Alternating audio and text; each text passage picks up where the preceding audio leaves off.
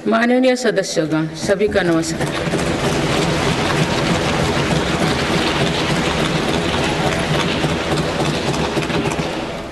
इस नए सदन भवन में ये मेरा पहला संबोधन है। आज की अमृतकाल की शुरुआत में ये भव्य भवन बना है। यहाँ एक भारत श्रेष्ठ भारत की महक भी है। भारत की सभ्यता और संस्कृति की चेतना भी है। इसमें हमारी लोकतांत्रिक और संसदीय परंपराओं के सम्मान का प्रण भी है। साथ ही 21वीं सदी के नए भारत के लिए नई परंपराओं के निर्माण का संकल्प भी है। मुझे पूरा विश्वास है कि इस नए भवन में नीतियों पर सार्थक संवाद होगा। ऐसी नीतियां जो आज़ादी के अमृतकाल में विकसित भारत का निर्माण करेगी। मैं आप सभी को अपनी शुभकामनाएं देती हूँ। माननीय सदस्यगण, ये हमारे संविधान के लागू होने का भी 75वां वर्षगांठ है। इसी कालखंड में आज़ादी के 75 वर्षों का उत्सव अमृत महोत्सव भी संपन्न हुआ है। इस दौरान देश भर में अनेक कार्यक्रम हुए। देश ने अपने गुमनाम स्वतंत्रता सेनानियों को याद किया। 75 साल बाद युवा पीढ़ी ने फिर स्वतंत्रता संग्राम के उस कालखंड को जिया। इस उत्सव के दौरान मेरी माटी मेरा देश अभियान के तहत देश भर के हर गांव की मिट्टी के साथ अमृत कलश दिल्ली लाया गया। 2 लाख से ज़्यादा शिला फलकों स्थापित किए गए। 3 करोड़ से ज़्यादा लोगों ने 5 प्राणों की शपथ ली। 70,000 से ज़्यादा अमृत सरोवर बने। 2 लाख से ज़्यादा अमृत वाटिकाओं का निर्माण हुआ। 2 करोड़ से ज़्यादा पेड़ पौधे लगाया गया। 16 करोड़ से ज़्यादा लोगों ने तिरंगा के साथ सेल्फी अपलोड की। अमृत उत्सव के दौरान ही कर्तव्य पथ पर नेताजी सुभाष चंद्र बोस की प्रतिमा स्थापित की गई। राजधानी दिल्ली में देश के अब तक के सभी प्रधानमंत्रियों की समर्पित म्यूजियम खोला गया। शांति निकेतन और होयबला मंदिर वर्ल्ड हेरिटेज लिस्ट में शामिल हुई। साहिबजादों की याद में वीरवाल दिवस घोषित हुआ। भगवान बिरसा मुंडा के जन्म दिवस को जनजातीय गौरव दिवस घोषित किया गया। विभाजन की विभीषिका को याद करते हुए 14 अगस्त को विभाजन विभीषिका स्मृति दिवस घोषित किया गया। माननीय सदस्यगण, बीता वर्ष भारत के लिए ऐतिहासिक उपलब्धियों से भरा रहा है। इस दौरान देशवासियों का गौरव बढ़ाने वाले अनेक पल आए। दुनिया में गंभीर संकटों के बीच भारत सबसे तेजी से विकसित होती बड़ी अर्थव्यवस्था बना। लगातार 2 क्वार्टर से भारत की विकास दर 7.5% से ऊपर रही है। भारत चंद्रमा के दक्षिण ध्रुव पर झंडा फहराने वाला पहला देश बना। भारत ने सफलता के साथ आदित्य मिशन लॉन्च किया। धरती से 15 लाख किलोमीटर दूर अपनी सैटेलाइट पहुंचाई। ऐतिहासिक G20 सम्मेलन के सफलता ने पूरे विश्व में भारत की भूमिका को सशक्त किया। भारत ने एशियाई खेलों में पहली बार 100 से अधिक मेडल जीते। पारा एशियाई खेलों में भी 100 से अधिक मेडल जीते। भारत को अपना सबसे बड़ा समुद्री पुल अटल सेतु मिला। भारत को अपनी पहली नमो भारत ट्रेन तथा पहली अमृत भारत ट्रेन मिली। भारत दुनिया से सबसे तेजी से 5G रोल आउट करने वाला देश बना। भारतीय एयरलाइंस कंपनी ने दुनिया की सबसे बड़ी एयरक्राफ्ट डील की। पिछले साल ही मेरी सरकार ने मिशन मोड में लाखों युवाओं की सरकारी नौकरी दी है।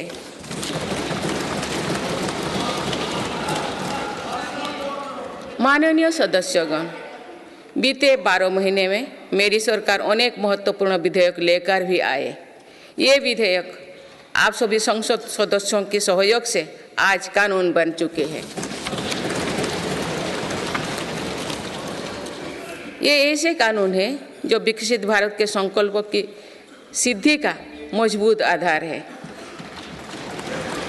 तीन दशक बाद नारी शक्ति बंधन अधिनियम पारित करने के लिए मैं आपकी सराहना करती हूँ।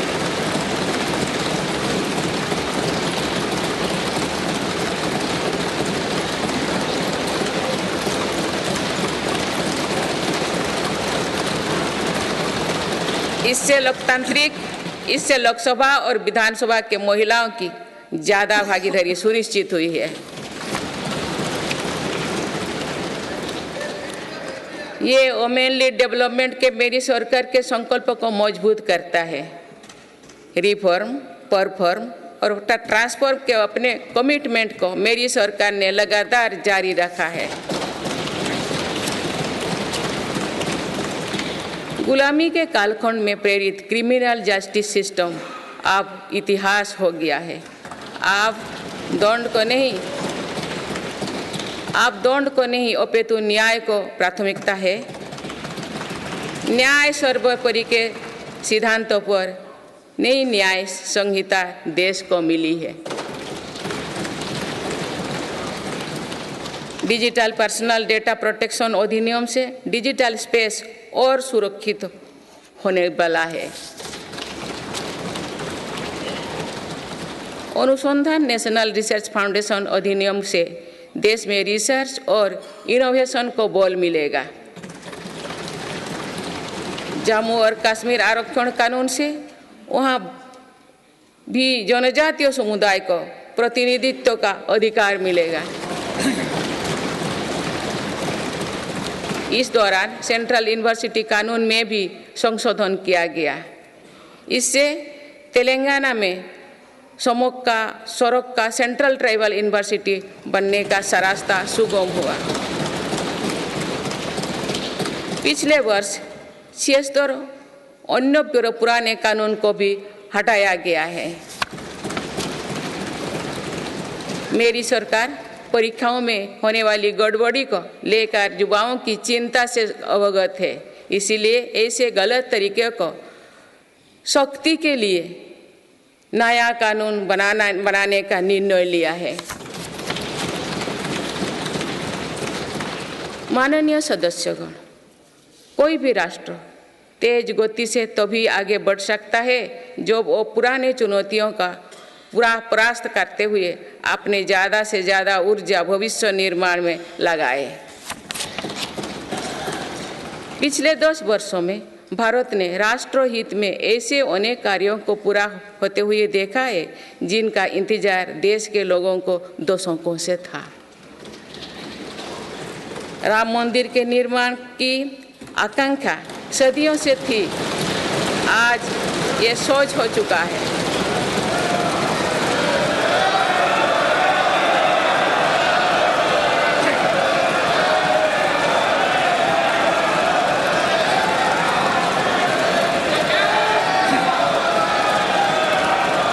जम्मू कश्मीर जम्मू कश्मीर से आर्टिकल 370 हटाने को लेकर शंकाएं थी, आज वो इतिहास हो चुकी है।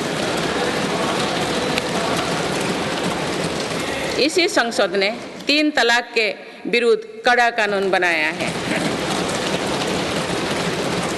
इसी संसद ने हमारे पड़ोसी देशों से आए पीड़ित अल्पसंख्यकों को नागरिक देने वाला कानून बनाया। मेरी सरकार ने वन रैंक वन पेंशन की भी लागू किया, जिसका इंतजार 4 दशकों से था। OROP लागू होने के बाद अब तक पूर्व सैनिकों को लगभग 1 लाख करोड़ रुपए मिल चुकी है। भारतीय सेना में पहली बार चीफ ऑफ डिफेंस स्टाफ की नियुक्ति भी हुई है।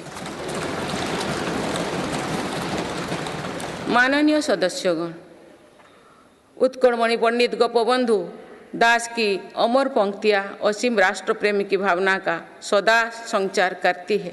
उन्होंने कहा था, मिशु मोर देह ए देश माटी रे, देशवासी चली जातु पिठी रे, देशर स्वराज्य पथे जेते गाड़, उरु तही गड़ी मोर मांस हाड़। अर्थात मेरा शरीर इस देह की माटी के साथ मिल जाए, देशवासी मेरी पीठ पर से चलते चल जाए, देश के स्वराज पथ में जितनी भी खाइयां हैं वे मेरी हाड़ मांग से फट जाए।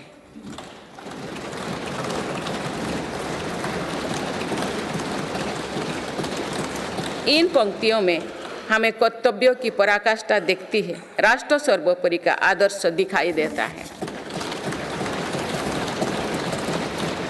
ये उपलब्धियां जो आज देख रही है वो बीते 10 वर्षों की साधना का विस्तार है। हमें सभी बचपन से गरीबी हटाओ के नारे सुनते आ रहे हैं। अब हम जीवन में पहली बार बड़े पैमाने पर गरीबी को दूर होने देख रहे हैं। नीति आयोग के अनुसार मेरी सरकार के 1 दशक के कार्यकाल में करीब 25 करोड़ देशवासी गरीबी से बाहर निकले हैं।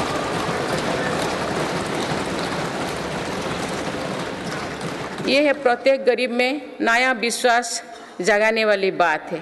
जो 25 करोड़ लोगों की गरीबी दूर हो सकती है तो उसकी भी गरीबी दूर हो सकती है।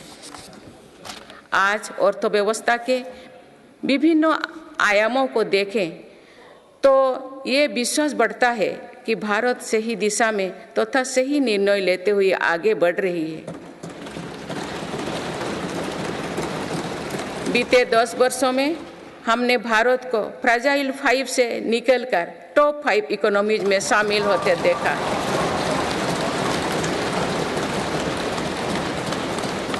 भारत का निर्यात करीब $450 बिलियन से बढ़कर $775 बिलियन से अधिक हो गया है। पहले की तुलना में FDI द्विगुना हुआ है। खादी और ग्रामोद्योग के उत्पादों की बिक्री में 4 गुना से अधिक की वृद्धि हुई है। ITR फाइल करने वाले की संख्या करीब 3.25 करोड़ से बढ़कर लगभग 8.25 करोड़ हो चुकी है और बढ़ोतरी 2 गुना से भी कहीं अधिक है। 1 दशक पहले देश में केवल कुछ 100 स्टार्टअप थे जो आज बढ़कर 1 लाख से अधिक हो गया। साल में 94,000 कंपनियां रजिस्टर हुई थी। पिछले वर्ष ये संख्या 1,60,000 तक पहुंच चुके हैं। दिसंबर 2017 में 98 लाख से लोग GST देते थे, आज इनकी संख्या 1,40,00,000 है। 2014 से पहले के 10 वर्षों में लगभग 13 करोड़ वाहन बिके थे। पिछले 10 वर्षों में देशवासियों ने 21 करोड़ से अधिक वाहन खरीदे हैं। 2014-15 में लगभग 2,000 इलेक्ट्रिक वाहन बिके थे, जबकि 2023-24 में दिसंबर माह तक ही लगभग 15 लाख इलेक्ट्रिक वाहन बिक चुके हैं। माननीय सदस्यगण, बीते दशक में मेरी सरकार ने सुशासन और पारदर्शिता को हर व्यवस्था का मुख्य आधार बनाया है। इसी का परिणाम है कि हम बड़े आर्थिक सुधारों के साक्षी बने हैं। इस दौरान देश को इंसॉल्वेंसी एंड बैंकरप्सी कोड मिला है। देश को जीएसटी के रूप में एक देश एक टैक्स कानून मिला है। मेरी सरकार ने माइक्रो इकोनॉमिक स्टेबिलिटी में भी सुनिश्चित की है। 10 वर्षों में कैपेक्स 5 गुना बढ़कर 10 लाख करोड़ हो गया है। साथ ही फिजिकल डेफिसिट भी नियंत्रण में है। आज हमारे फॉरेक्स रिजर्व्स 600 अरब डॉलर से ज़्यादा है। हमारे बैंकिंग सिस्टम जो पहले बुरी तरह से चरमराया था, वो आज दुनिया के सबसे मजबूत बैंकिंग सिस्टम में से एक बना है। बैंक का एनपीए जो कभी डबल डिजिट में होता था, वो आज लगभग 4% ही है। मेक इन इंडिया और आत्मनिर्भर भारत अभियान हमारी ताकत बन चुकी है। भारत आज दुनिया का दूसरा सबसे बड़ा मोबाइल फोन निर्माता है। पिछले एक दशक के दौरान मोबाइल फोन मैन्युफैक्चरिंग में 5 गुना बढ़ोतरी हुई है। कुछ साल पहले भारत खिलौना आयात करता था, आज मेड इन इंडिया खिलौने निर्यात कर रहा है। भारत का डिफेंस प्रोडक्शन 1 लाख करोड़ रुपये के पार पहुंच चुका है। आज हर भारतीय देश में बने एयरक्राफ्ट कैरियर आईएनएस विक्रांत को देखकर गर्व से भरा हुआ है। लड़ाकू विमान तेजस अब हमारी वायुसेना की ताकत बन रहे हैं। C295 ट्रांसपोर्ट एयरक्राफ्ट का निर्माण भारत में होने जा रहा है। आधुनिक एयरक्राफ्ट इंजन भी भारत में बनाया जाएगा। उत्तर प्रदेश और तमिलनाडु में डिफेंस कॉरिडोर का विकास हो रहा है। मेरी सरकार ने डिफेंस सेक्टर में निजी क्षेत्रों की भागीदारी सुनिश्चित की है। स्पेस सेक्टर को भी हमारी सरकार ने युवा स्टार्टअप्स के लिए खोल दिया है। माननीय सदस्यगण, मेरी सरकार वेल्थ क्रिएटर का सम्मान करती है तथा भारत के प्राइवेट सेक्टर के सामर्थ्य पर विश्वास करती है। भारत में बिजनेस करना आसान हो, इसके लिए उपयुक्त माहौल रहे, इस पर भी मेरी सरकार लगातार काम कर रही है। ईज ऑफ डूइंग बिजनेस में लगातार सुधार हो रहा है। बीते कुछ वर्षों में 40,000 से ज़्यादा कंप्लायंस को हटाया जा या सरल किया गया है। कंपनीज एक्ट तथा लिमिटेड लायबिलिटी पार्टनरशिप एक्ट में 63 प्रावधानों को अपराध की सूची में बाहर किया गया है। जौन विश्वास अधिनियम द्वारा 183 प्रावधानों को अपराध की श्रेणी से बाहर किया गया है। अदालत के बाहर विवादों को सौहार्दपूर्ण समाधान हेतु मध्यस्थता पर कानून बनाया गया है। वन और पर्यावरण विभाग से क्लियरेंस मिलने में जहां 600 दिन लगते थे, वहां आज 75 दिन से भी कम समय लगता है। फेसलेस असेसमेंट योजना से टैक्स व्यवस्था में और पारदर्शिता आई है। माननीय सदस्यगण, हमारे एमएसएमई सेक्टर को भी रिफॉर्म्स का बहुत अधिक लाभ हो रहा है। आप अवगत है कि हमारे एमएसएमईज में आज करोड़ों देशवासी काम कर रहे हैं। एमएसएमईज और लघु उद्यमियों को सशक्त करने के लिए मेरी सरकार पूरी प्रतिबद्धता से काम कर रही है। एमएसएमई की परिभाषा का विस्तार किया गया है। नई परिभाषा में निवेश और टर्नओवर को समाहित किया गया है। आज उद्यम और उद्यम असिस्ट पोर्टल पर लगभग 3.5 करोड़ एमएसएमई रजिस्टर्ड है।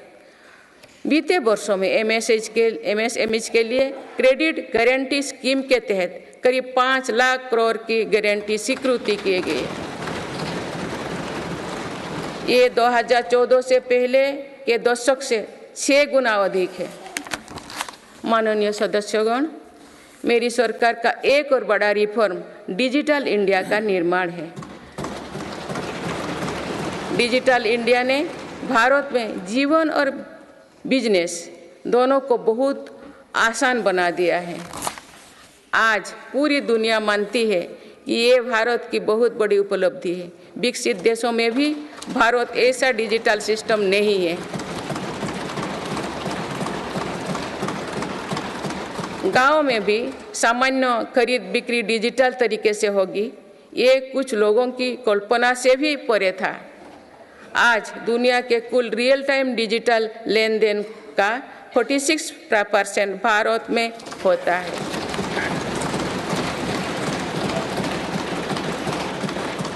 पिछले महीने यूपीआई से रिकॉर्ड 1200 करोड़ ट्रांजैक्शन हुई है। इसके तहत 18 लाख करोड़ रुपया का रिकॉर्ड लेन देन हुआ है। दुनिया के दूसरे देश भी आज यूपीआई से ट्रांजैक्शन की सुविधा दे रही है। डिजिटल इंडिया के कारण बैंकिंग आसान हुई है और लेन देन भी सरल हुआ है। जनधन आधार मोबाइल की त्रिशक्ति से भ्रष्टाचार पर लगाम लगने में मदद मिली है। मेरी सरकार अब तक 34 लाख करोड़ रुपया डीबीटी से ट्रांसफर कर चुके हैं। जनधन आधार मोबाइल के कारण करीब 10 करोड़ फर्जी लाभार्थी सिस्टम से बाहर किए गए हैं। इससे 3.25 लाख करोड़ रुपया गलत हाथों में जाने से बचे हैं। डिजी लॉकर की सुविधा भी जीवन को आसान बना रही है। इसमें अभी तक यूजर्स के 6 बिलियन से ज़्यादा डॉक्यूमेंट्स जारी हुई है। आयुष्मान भारत हेल्थ अकाउंट के तहत लगभग 53 करोड़ लोगों की डिजिटल हेल्थ आईडी बन चुकी है।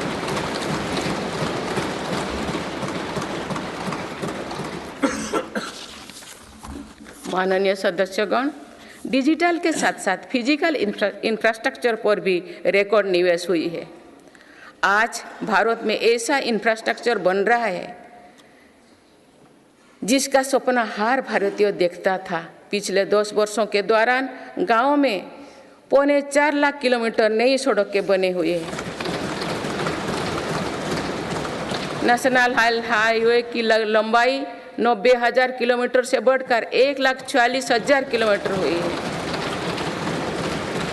4 लेन नेशनल हाईवे की लंबाई 2.5 गुना बढ़ी है। हाई स्पीड कॉरिडोर की लंबाई 500 किलोमीटर थी, जो आज 4,000 किलोमीटर है। एयरपोर्ट की संख्या 74 से 2 गुना बढ़कर 149 हो चुकी है। देश के बड़े बंदरगाह पर कार्गो हैंडलिंग कैपेसिटी 2 गुना हो गई है। ब्रॉडबैंड इस्तेमाल करने वालों की संख्या में 14 गुना बढ़ोतरी हुई है। देश को लगभग 2 लाख गांव पंचायत को ऑप्टिकल फाइबर से जोड़ा जा चुका है। 4 लाख से अधिक कॉमन सर्विस सेंटर भी खुले हैं, जो रोजगार का बड़ा माध्यम बने हैं। देश में 10,000 किलोमीटर गैस पाइपलाइन भी बढ़ाई गई है। One nation one power grid से बिजली की व्यवस्था में सुधार हुआ है। One nation one gas grid से गैस आधारित अर्थव्यवस्था को बल मिल रहा है। सिर्फ 5 शहरों तक सीमित मेट्रो की सुविधा आज 20 शहरों में है। 25,000 किलोमीटर से ज़्यादा रेलवे ट्रैक बिछाई गई। ये कोई विकसित देश के कुल रेलवे ट्रैक की लंबाई से भी ज़्यादा है। भारत रेलवे के 100% इलेक्ट्रिफिकेशन के बहुत निकट है। इस दौरान भारत में पहली बार सेमी हाई स्पीड ट्रेन शुरू हुई है। आज 39 से ज़्यादा रोड्स पर वंदे भारत ट्रेन चल रही है। अमृत भारत स्टेशन योजना के तहत 1300 से ज़्यादा रेलवे स्टेशनों का कायाकल्प हो रहा है। माननीय सदस्यगण, मेरी सरकार मानती है कि विकसित भारत की भव्य इमारत 4 मजबूत स्तंभों पर खड़ी होगी। ये स्तंभ है युवा शक्ति, नारी शक्ति, किसान और गरीब।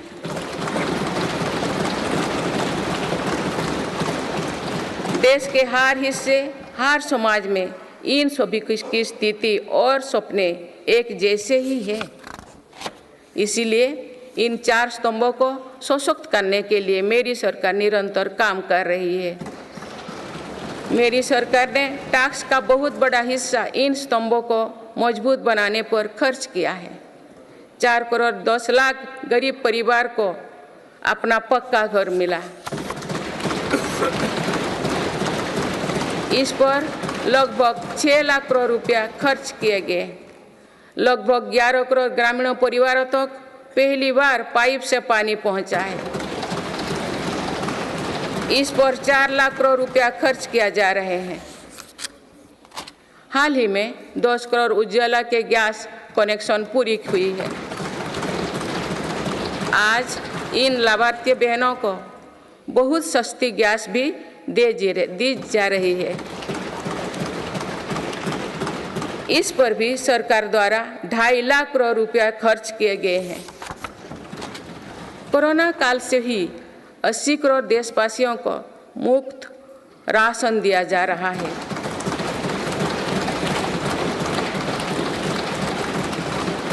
अब इसे आने वाले 5 वर्षों के लिए आगे बढ़ाया गया है। अब इस पर 11 लाख करोड़ रुपया और खर्च होने का अनुमान है। मेरी सरकार का प्रयास है कि हर योजना का तेजी से सैचुरेशन हो, कोई भी लाभार्थी वंचित ना रहे।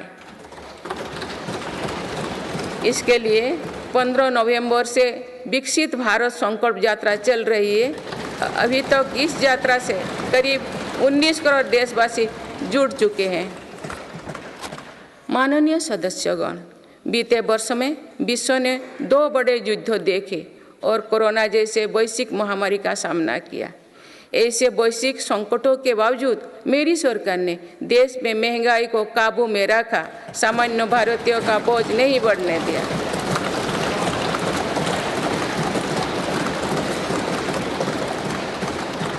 – 2014 से पहले के 10 वर्षों में औसत महंगाई दर 8% से अधिक थी। पिछले दशकों में औसत महंगाई दर 5% रही।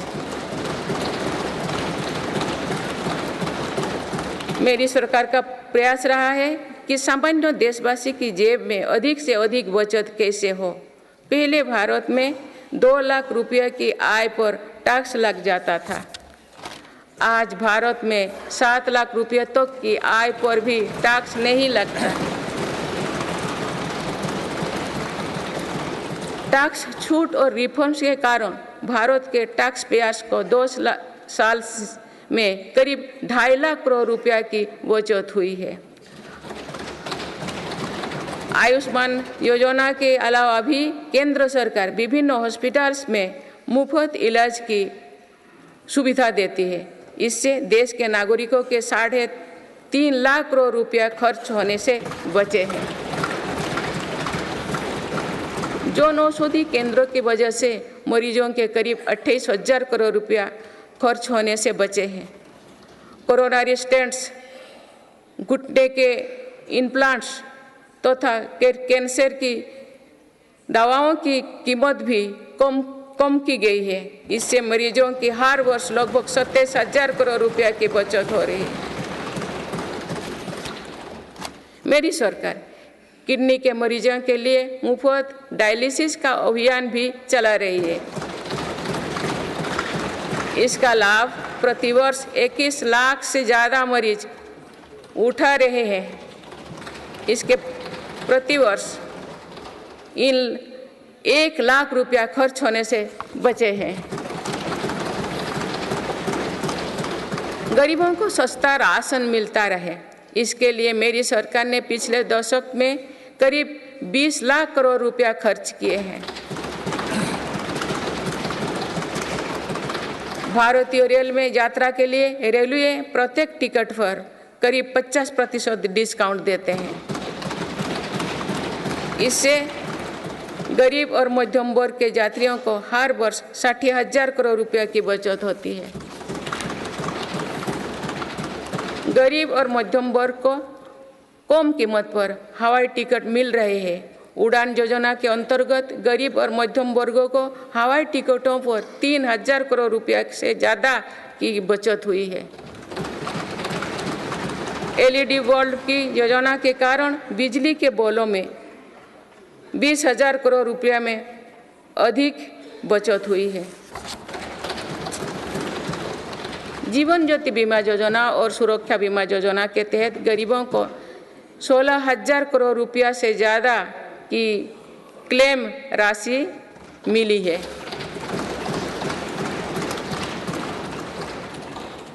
माननीय सदस्यगण, नारी शक्ति का सामर्थ्य बढ़ाने के लिए मेरी सरकार हर स्तर पर काम कर रही है। इस वर्ष की गणतंत्र दिवस परेड भी नारी शक्ति के लिए समर्पित थी।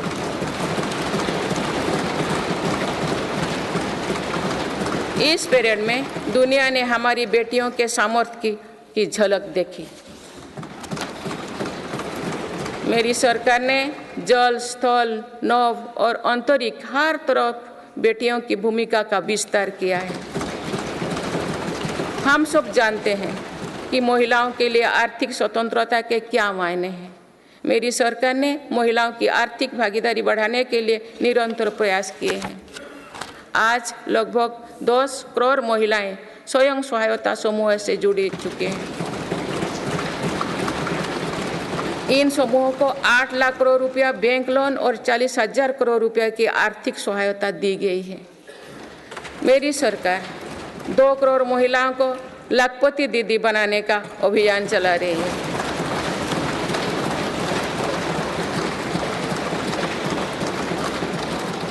नमो ड्रोन दीदी योजना के तहत समूहों को 15,000 ड्रोन उपलब्ध कराए जा रहे हैं। मातृत्व अवकाश 12 सप्ताह से बढ़ाकर 26 सप्ताह करने से देश की लाखों महिलाओं को बहुत मदद मिली है। मेरी सरकार ने महिलाओं की पहली बार सशस्त्र बलों में परमानेंट कमीशन दिया गया है। पहली बार सैनिक स्कूलों और राष्ट्रीय रक्षा अकादमी में महिला कैडेट्स के प्रवेश दिया गया है। आज महिलाएं फाइटर पायलट भी है और नौसेना के जहाज को भी पहली बार कमांड कर रहे हैं। मुद्रा योजना के तहत जो 40 करोड़ से ज़्यादा लोन दिए गए हैं, उनमें करीब 31 करोड़ से ज़्यादा लोन महिलाओं को मिली है। इस योजना से लाभ लेकर करोड़ों महिलाओं ने स्वरोजगार शुरू किए हैं। माननीय सदस्यगण, मेरी सरकार आज खेती को अधिक लाभकारी बनाने पर बल दे रही है। हमारा ये प्रयास है कि खेती में लागत कम हो और लाभ अधिक हो। मेरी सरकार ने पहली बार 10 करोड़ से अधिक छोटे किसानों को भी देश की कृषि नीति और योजना में प्रमुखता दी है। PM किसान सम्मान निधि के तहत अब तक 2,80,000 करोड़ रुपया किसानों को मिल चुके हैं।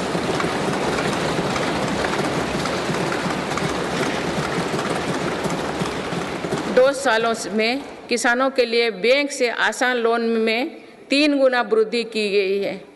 प्रधानमंत्री फसल बीमा योजना के तहत किसानों ने 30,000 करोड़ रुपया प्रीमियम भरा। इसके बदले उन्हें 1.5 लाख करोड़ रुपये का क्लेम मिला है। पिछले 10 वर्षों में लगभग 18 लाख करोड़ रुपया MSP के रूप में धान और गेहूं की खेती करने वाले किसानों को मिले हैं। ये 2014 से पहले के 2 सालों की तुलना में 2.5 गुना अधिक है।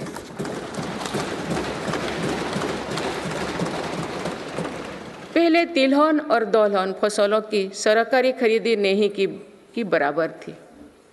पिछले दशकों में तिलहन और दलहन की खेती करने वाले किसानों को MSP के रूप में 1.25 लाख करोड़ रुपया मिले हैं।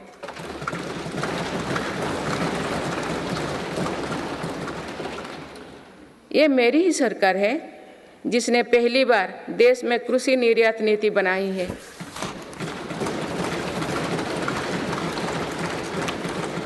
इससे एग्रीकल्चर एक्सपोर्ट 4 लाख करोड़ रुपया तक पहुंचा है। किसानों को सस्ती खाद मिले, इसके लिए 10 सालों में 11 लाख करोड़ रुपया से अधिक खर्च किए गए हैं।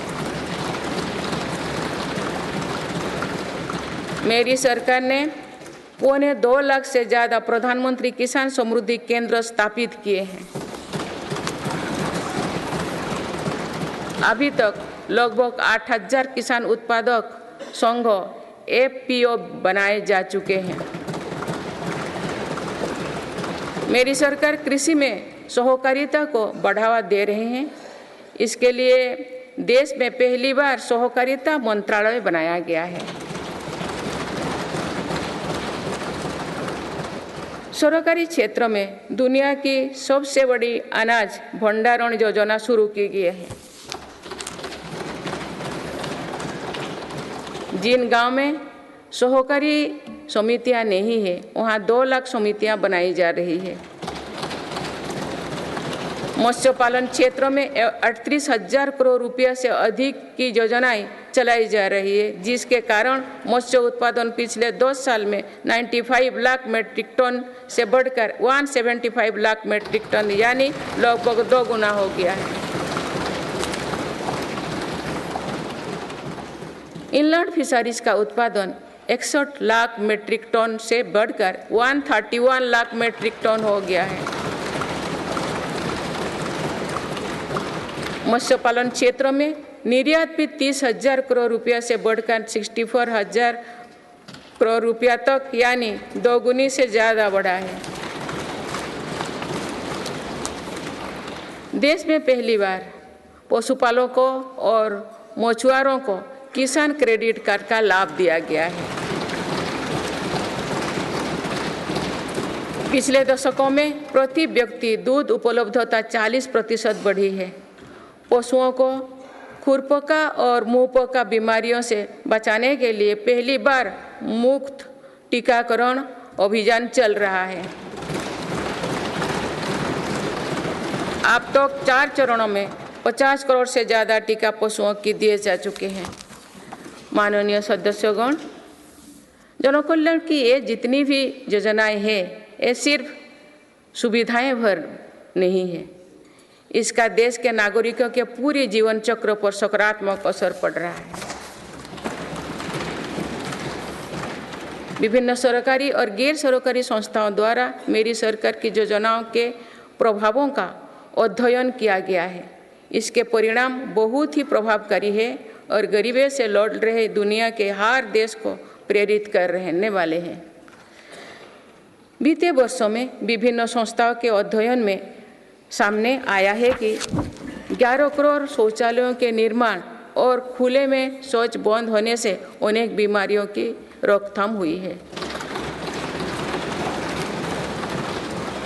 इससे शहरी क्षेत्र के हर गरीब परिवार को इलाज पर प्रति वर्ष 60,000 रुपया तक की बचत हो रही है। पाइप से शुद्ध पेयजल मिलने से भी प्रतिवर्ष लाखों बच्चों की जान बच रही है। पीएम आवास योजना पर हुई अध्ययन के अनुसार पक्के घर से परिवार की सामाजिक प्रतिष्ठा और गरिमा बढ़ी है। पक्के घर में बच्चों की पढ़ाई बेहतर हुई है और ड्रॉप आउट की दर में कमी आई है। प्रधानमंत्री सुरक्षित मातृत्व अभियान के वजह से आज देश में 100% संस्थागत प्रसव हो रही है।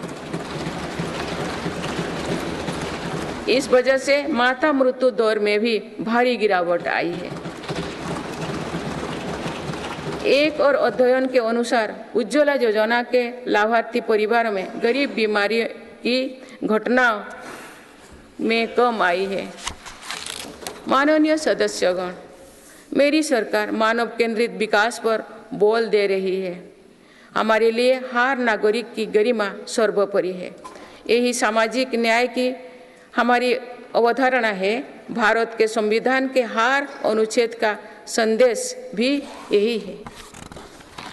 हमारे यहाँ लंबे समय तक सिर्फ अधिकारों पर चर्चा होती थी। हमने सरकार के कर्तव्यों पर भी बल दिया। इससे नागरिकों में भी कर्तव्य भाव जागा। आज अपने अपने कर्तव्य के पालन से हर अधिकार की गारंटी का भाव जागृत हुआ। मेरी सरकार ने उनकी भी सुध ली है जो अब तक विकास की धारा से दूर रहे हैं। ऐसे हजारों आदिवासी गांव हैं जहां बीते 2 वर्षों में पहली बार बिजली और सड़क पहुंची। लाखों आदिवासी परिवारों को अब जाकर पाइप से शुद्ध पानी मिलना शुरू हुआ। विशेष अभियान के तहत मेरी सरकार हजारों आदिवासी बहुल गांव में 4G इंटरनेट सुविधा भी पहुंचा रही है। बंधन केंद्रों की स्थापना और 90 से ज़्यादा वन उपज पर MSP दिए जाने से आदिवासियों को बहुत लाभ हुआ है।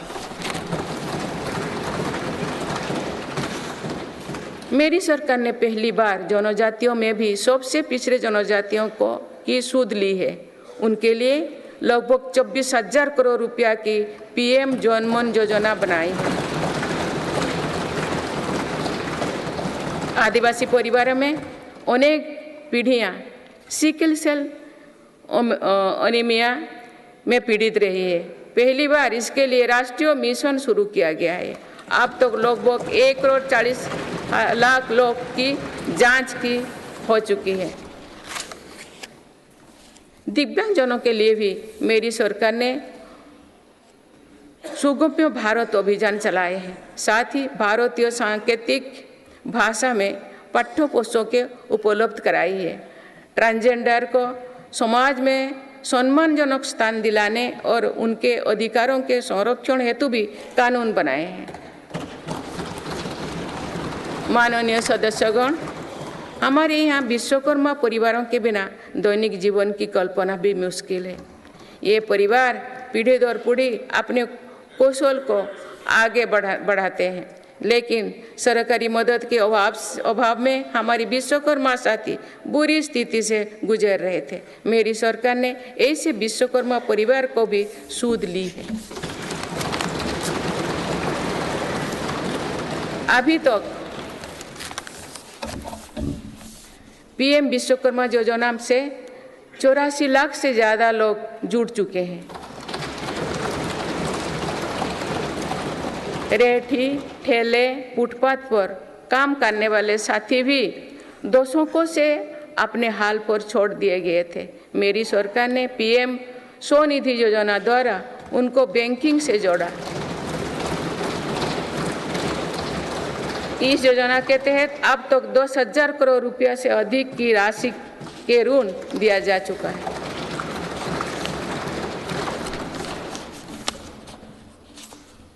सरकार ने इन पर भरोसा करते हुए बिना कोलेटरल के ऋण दिया। इस भरोसे के मजबूत करते हुए अधिकांश लोगों ने ऋण भी वापस किया है। अगली किस्त का भी लाभ उठाया है।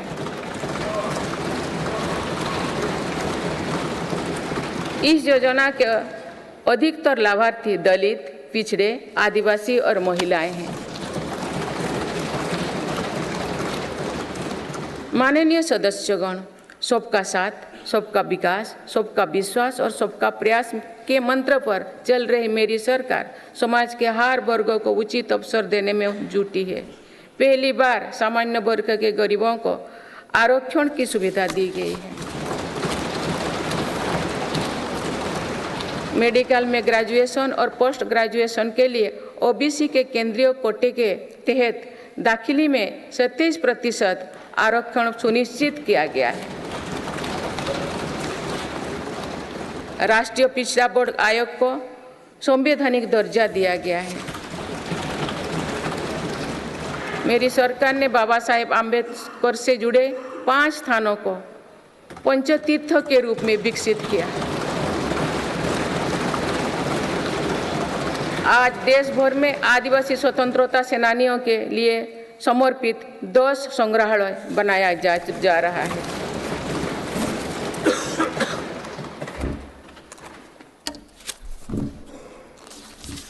माननीय सदस्यगण, मेरी सरकार ने ऐसे क्षेत्रों की भी पहली बार विकास से जोड़ा है जो दशकों तक उपेक्षित रहे।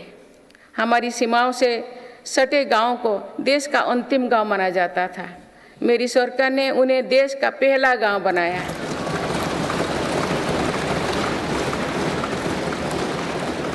इन गांवों के विकास के लिए वाइब्रेंट विलेज प्रोग्राम शुरू किया है।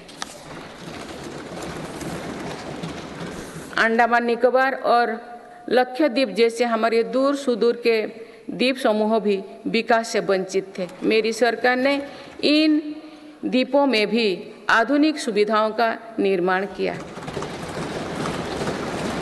वहाँ सड़क, हवाई यातायात और तेज इंटरनेट की सुविधाएं पहुंचाई। कुछ सप्ताह पूर्व ही लक्षद्वीप को भी अंडर वाटर ऑप्टिकल फाइबर से जोड़ा गया है।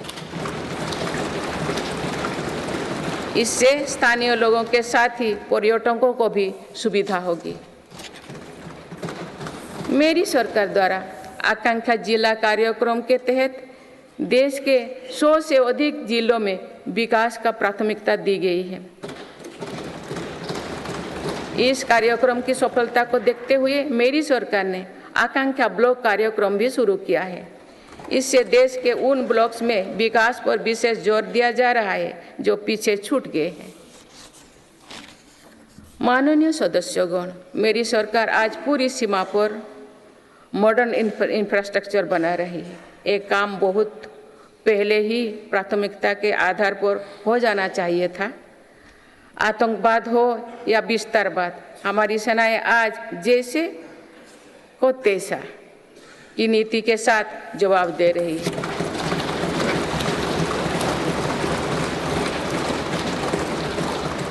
आंतरिक शांति के लिए मेरी सरकार के प्रयासों के सार्थक परिणाम हमारे सामने हैं। जम्मू कश्मीर में आज सुरक्षा का वातावरण है। आज वहाँ हड़ताल का सन्नाटा नहीं, भीड़ भरे बाजार की चहल पहल है। नॉर्थ ईस्ट में अलगाववाद की घटना में भारी कमी आई है। अनेक संगठनों ने स्थायी शांति के तरफ कदम बढ़ाए हैं। नक्सलवाद से प्रभावित क्षेत्र घटे हैं और नक्सली हिंसा में भी भारी गिरावट हुई है। माननीय सदस्यगण, भारत के लिए ये समय आने वाली सदियों का भविष्य लिखने का है। हमारे पूर्वजों ने हजारों वर्षों की एक विरासत हमारे लिए छोड़ी है। अपने पूर्वजों की सौगातों का आज भी हम बड़े गौरव के साथ याद करते हैं। आज की पीढ़ी को भी ऐसा विरासत बनानी है जो सदियों तक याद रखी जाए। इसीलिए मेरी सरकार आज एक बड़े विजन पर काम कर रही है। इस विजन में आने वाले 5 वर्षों का कार्यक्रम भी है। इसमें आने वाले 25 साल का रोड मैप भी है। हमारे लिए विकसित भारत सिर्फ आर्थिक समृद्धि तक सीमित नहीं है,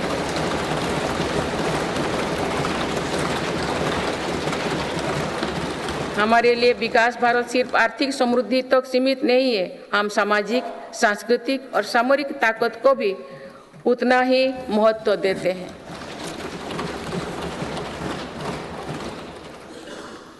इनके बिना विकास और आर्थिक समृद्धि स्थायी नहीं रह सकती है। बीते दशकों के फैसले भी इसी ध्येय से लिए गए हैं। आज भी अनेक कदम इसी लक्ष्य के साथ उठाया जा रहे हैं। माननीय सदस्यगण, भारत के तेज विकास को लेकर आज दुनिया की हर एजेंसी आश्वस्त है। राष्ट्रीय और अंतर्राष्ट्रीय एजेंसी जो भी आकलन कर रहे हैं, उनका आधार भारत की नीतियां हैं। इंफ्रास्ट्रक्चर में रिकॉर्ड निवेश और पॉलिसी रिफॉर्म निवेशकों का विश्वास और बढ़ा रहा है। पूर्ण बहुमत वाली स्थिर और मजबूत सरकार के लिए भारतीयों का संकल्प भी दुनिया को नया भरोसा दे रहे हैं।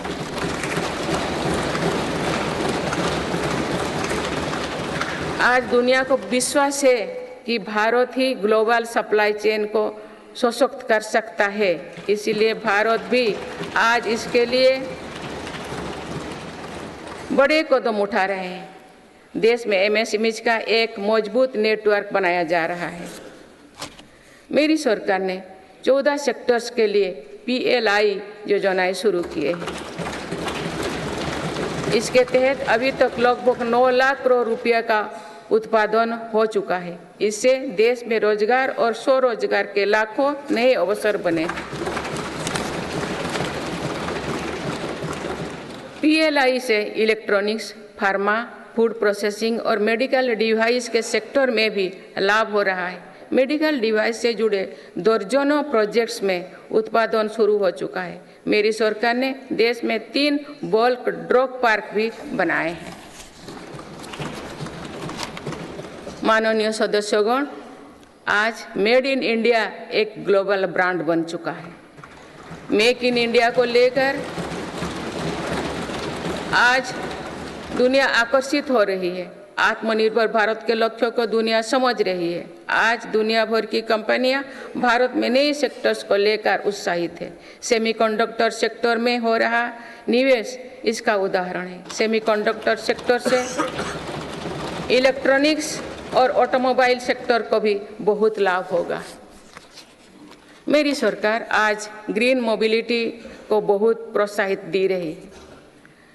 बीते कुछ सालों में ही देश में लाखों इलेक्ट्रिक वाहनों का निर्माण हुआ है। अब तो हम भारत में ही बड़े हवाई जहाज की मैन्युफैक्चरिंग के लिए भी कदम बढ़ा चुके हैं। आने वाले समय में मैन्युफैक्चरिंग सेक्टर्स में करोड़ों नए रोजगारों का सृजन होगा। माननीय सदस्यगण, विश्व में आज ऐसे उत्पादों को विशेष मांग है जो पर्यावरण के अनुकूल है। इसलिए मेरी सरकार जीरो इफेक्ट जीरो डिफेक्ट पर बल दे रही है। आज ग्रीन एनर्जी पर हमारा बहुत फोकस है। 10 वर्षों में नॉन फॉसिल फ्यूल पर आधारित ऊर्जा क्षमता 81 गीगावाट से बढ़कर 188 गीगावाट हो चुके हैं। इस दौरान सोलर पावर कैपेसिटी में 26 गुना बढ़ोतरी हुई है। इसी तरह विंड पावर कैपेसिटी 2 गुनी हो चुकी है। रिन्यूएबल एनर्जी इंस्टॉल कैपेसिटी की दृष्टि से हम दुनिया में 4थे नंबर पर हैं। विंड पावर कैपेसिटी में भी हम 4थे नंबर पर हैं। सोलर पावर कैपेसिटी में हम 5वें नंबर पर हैं। भारत में 2030 तक अपनी स्थापित क्षमता का 50% नॉन फॉसिल फ्यूल में से भरा करने का लक्ष्य रखा है। बीते 10 वर्षों में 11 नए सोलर पार्क बन चुके हैं। 9 सोलर पार्क्स पर आज काम चल रहा है। कुछ दिन पहले ही घर की छत पर सोलर एनर्जी उपलब्ध कराने के लिए एक नई योजना घोषित की गई है।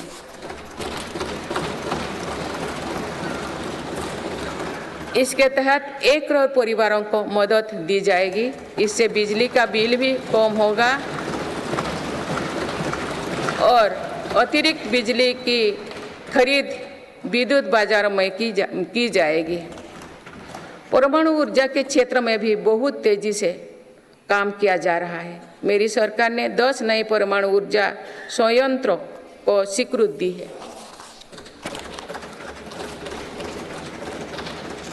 हाइड्रोजन एनर्जी के क्षेत्र में भी भारत तेज गति से आगे बढ़ रहा है। हम अभी तक लद्दाख और दमन दीव में 2 प्रोजेक्ट शुरू कर चुके हैं।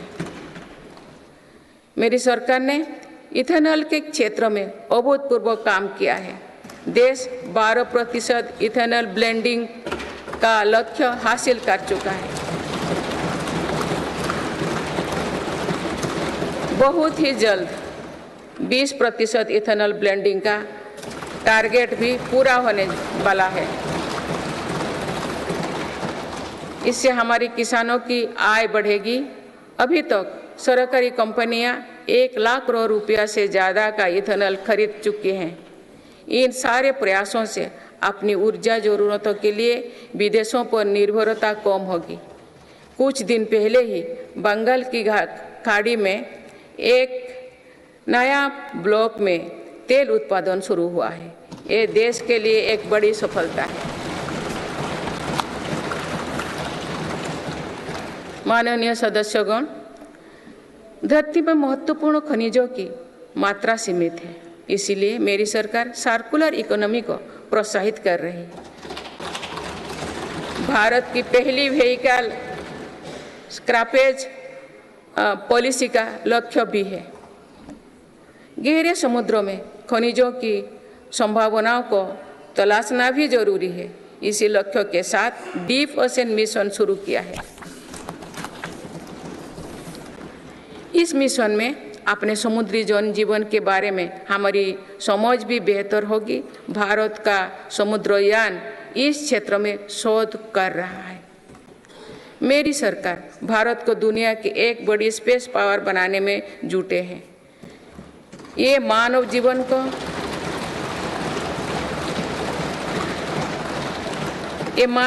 को बेहतर बनाने का एक माध्यम है। साथ ही ये स्पेस इकोनॉमी में भारत की हिस्सेदारी बढ़ाने का भी प्रयास है। भारत के स्पेस प्रोग्राम के विस्तार के लिए महत्वपूर्ण फैसला लिए गए हैं। इसके कारण अनेक नए स्पेस स्टार्टअप्स बने हैं। अब वो दिन दूर नहीं है जो भारत का गगनयान स्पेस में जाएगा।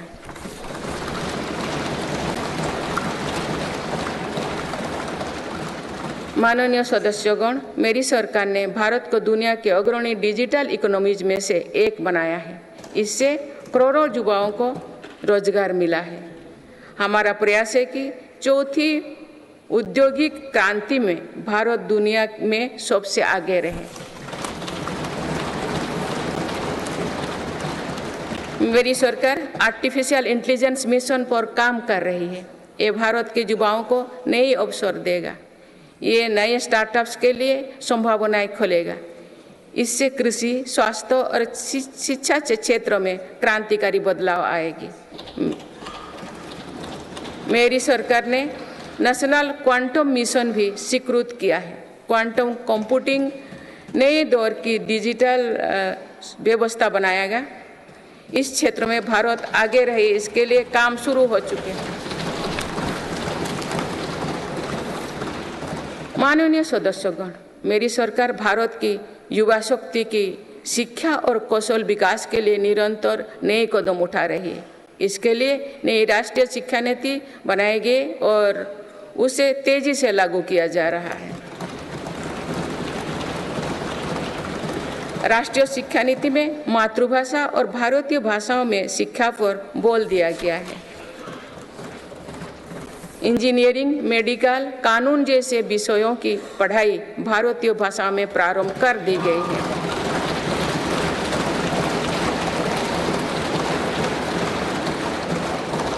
स्कूली शिक्षा में गुणवत्ता लाने के लिए मेरी सरकार 14,000 से अधिक पीएम श्री विद्यालयों पर काम कर रही है। इनमें से 6,000 से अधिक विद्यालय शुरू हो चुके हैं। मेरी सरकार के प्रयासों से देश में ड्रॉप आउट रेट कम हुआ है। उच्च शिक्षा में छात्राओं के दाखिले ज़्यादा हो रही है। अनुसूचित जाति के विद्यार्थियों के नामांकन में लगभग 44% वृद्धि हुई है। नामांकन में अनुसूचित जनजाति के विद्यार्थियों की 65% और ओबीसी के विद्यार्थियों को 44% अधिक वृद्धि हुई है। इनोवेशन को बढ़ावा देने के लिए अटल इनोवेशन मिशन के अंतर्गत 2000 अटल टिंकरिंग लैब स्थापित किए गए हैं। इसमें 1 करोड़ से अधिक विद्यार्थी जुड़े हैं। साल 2014 तक देश में 7 एम्स और 390 से भी कम मेडिकल कॉलेज थे। वही पिछले दशक में 16 एम्स और 315 मेडिकल कॉलेज स्थापित किए गए हैं।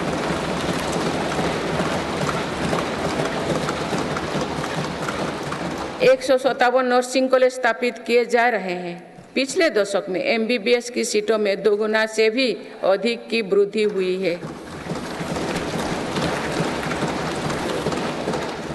माननीय सदस्यगण, पर्यटन क्षेत्र युवाओं के लिए रोजगार देने वाला एक बड़ा सेक्टर है।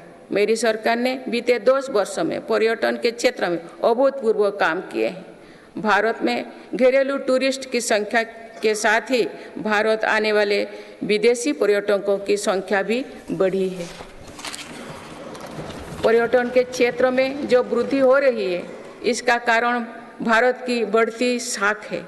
आज दुनिया भारत को देखना और जानना चाहती है। इसके अलावा शानदार कनेक्टिविटी विकसित होने के कारण भी पर्यटन का दायरा बढ़ा है। जगह जगह एयरपोर्ट बनने से भी बहुत फायदा हो रही है। नॉर्थ ईस्ट में आज रिकॉर्ड संख्या में टूरिस्ट पहुंच रही है।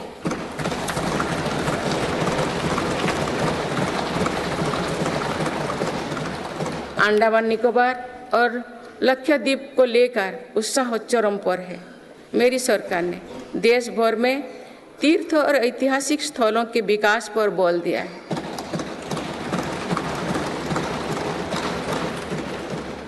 इससे अब भारत में तीर्थ यात्रा आसान हुई है। वही दुनिया भी भारत में हेरिटेज टूरिज्म को लेकर आकर्षित हो रही है। बीते 1 वर्ष में 8.5 करोड़ लोग काशी गए हैं।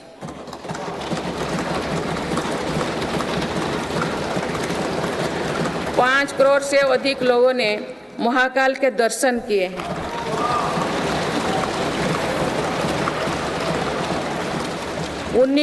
उन्नीस लाख से अधिक लोगों ने केदार धाम की यात्रा की है। अयोध्या धाम में ही प्राण प्रतिष्ठा के बाद 5 दिनों में ही 13 लाख श्रद्धालु दर्शन कर चुके हैं।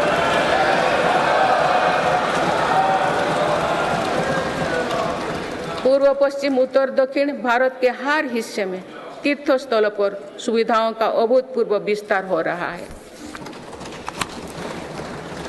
मेरी सरकार भारत को मीटिंग और प्रदर्शनी से जुड़े सेक्टर में भी अग्रणी बनाना चाहती है। इसके लिए भारत मंडपम और यशोभूमि जैसा इंफ्रास्ट्रक्चर बनाया जा रहा है।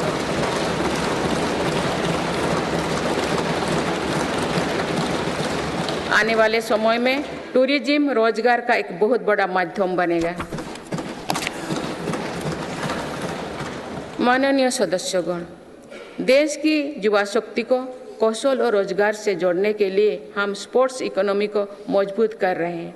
मेरी सरकार ने खेलों और खिलाड़ियों को अभूतपूर्व मदद दी है। आज भारत एक बहुत बड़ी खेल शक्ति बनने की ओर अग्रसर हो रहे हैं।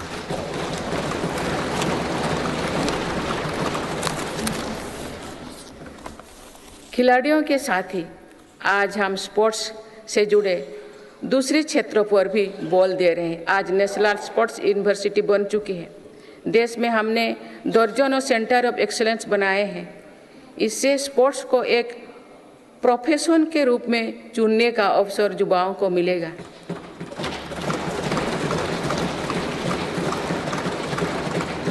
खेल उपकरण से जुड़ी इंडस्ट्री को भी हर प्रकार की मदद दी जा रही है। बीते 10 वर्षों में भारत ने अनेक खेलों से जुड़े इंटरनेशनल स्पोर्ट्स इवेंट्स का शानदार आयोजन किया। देश के युवाओं में कर्तव्यबोध और सेवा भाव का विस्तार करने के लिए मेरा युवा भारत संगठन बनाया गया है। अभी तक इस संगठन से लगभग 1 करोड़ युवा जुड़ चुके हैं। माननीय सदस्यगण, संक्रमण काल में एक मजबूत सरकार होने का क्या मतलब होता है, ये हमने देखा है। बीते 3 वर्षों से पूरी दुनिया में उथल-पुथल मची हुई है। दुनिया के अलग अलग हिस्सों में दरार पड़ गए हैं। इस कठिन दौर में मेरी सरकार ने भारत को विश्व मित्रों के रूप में स्थापित किया है।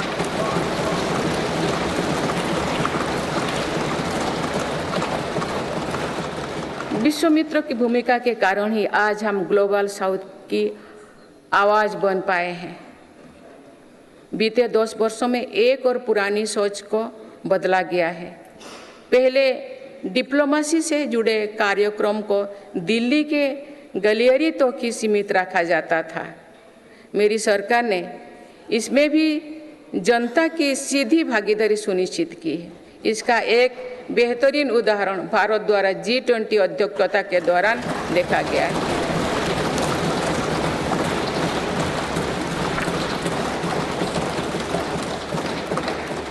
भारत ने G20 को जिस प्रकार जनता से जोड़ा, वैसा पहले कभी नहीं था। देश भर में हुए कार्यक्रम के जरिए भारत के वास्तविक सामर्थ्य से दुनिया का परिचय हुआ। जम्मू कश्मीर और नॉर्थ ईस्ट में पहली बार इतने बड़े अंतर्राष्ट्रीय कार्यक्रम हुए।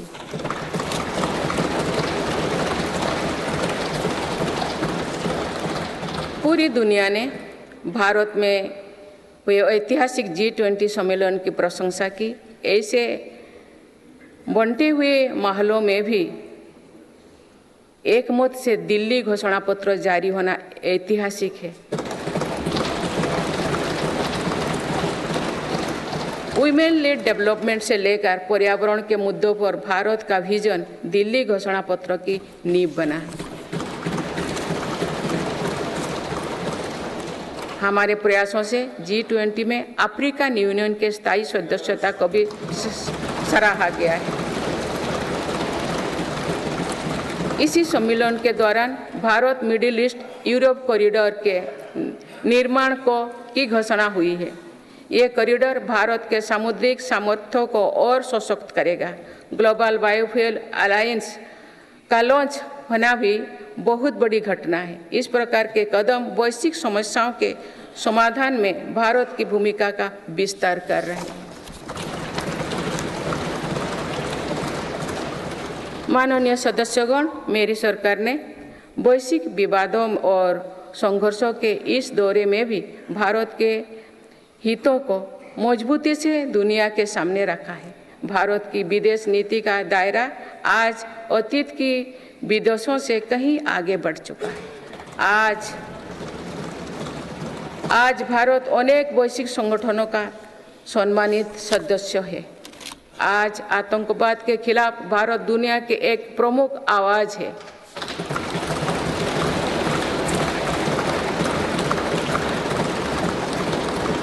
भारत आज संकट में फंसी मानवता की मदद के लिए मजबूती से पहल करता है। दुनिया में कहीं भी संकट आने पर भारत वहां तेजी से पहुंचने का प्रयास करता है। मेरी सरकार ने दुनिया भर के काम कर रहे भारतीयों में नया भरोसा जगाया है। ऑपरेशनल गंगा, ऑपरेशनल कावेरी और वंदे भारत जैसे अभियान चलाकर जहां जहां संकट आया वहां से हर भारतीयों को हम तेजी से सुरक्षित वापस लेकर आए।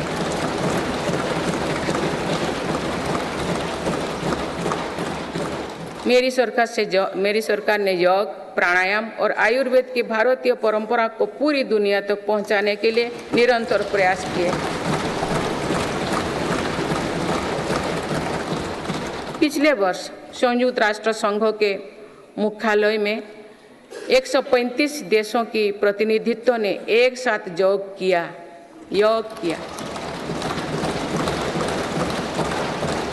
ये अपने आप में एक नया रिकॉर्ड है। मेरी सरकार ने आयुष पद्धतियों के विकास के लिए एक नया मंत्रालय बनाया है।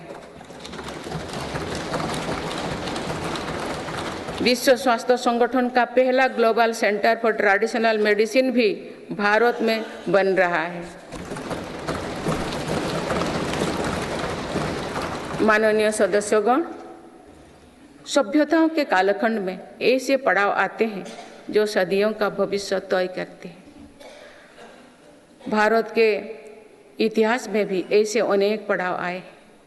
इस वर्ष 22 जनवरी को भी देश ऐसे ही एक पड़ाव का साक्षी बना है।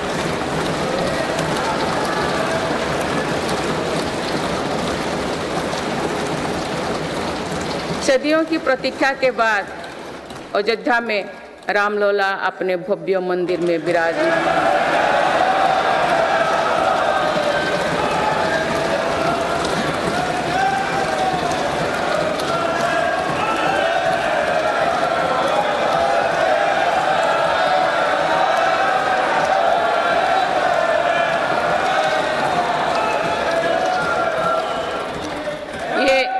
ये करोड़ों देशवासियों की इच्छा और आस्था का प्रश्न था, जिसका उत्तर देश ने पूरे सद्भाव के साथ खोजा है।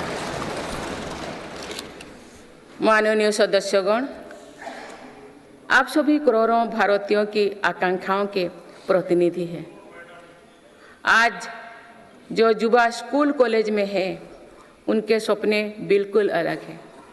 हम सभी का ये दायित्व है कि अमृत पीढ़ी के सपनों को पूरा करने में कोई कसर बाकी ना रहे।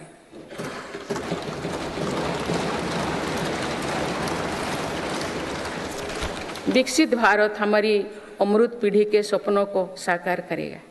इसलिए हम सभी को एक साथ मिलकर संकल्पों की सिद्धि के लिए जुड़ना होगा।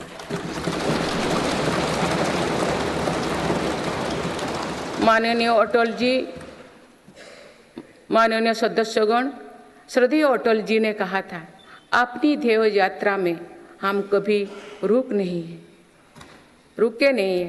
अपनी ध्येय यात्रा में हम कभी रुके नहीं, किसी चुनौती के सम्मुख कभी झुके नहीं।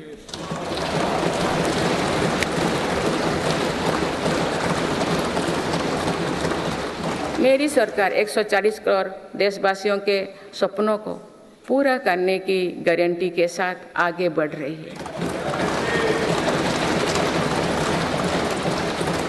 मुझे पूरा विश्वास है कि ये नया संसद भवन भारत की ध्येय यात्रा को निरंतर ऊर्जा देता रहेगा, नई और स्वस्थ परंपरा बनाएगा।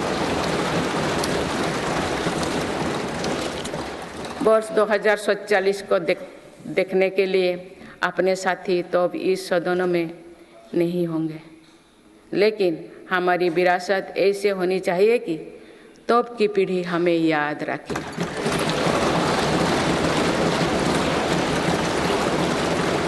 आप सभी को बहुत बहुत शुभकामनाएं। धन्यवाद।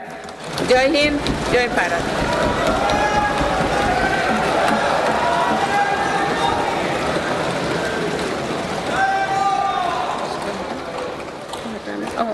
आपको पढ़ना है।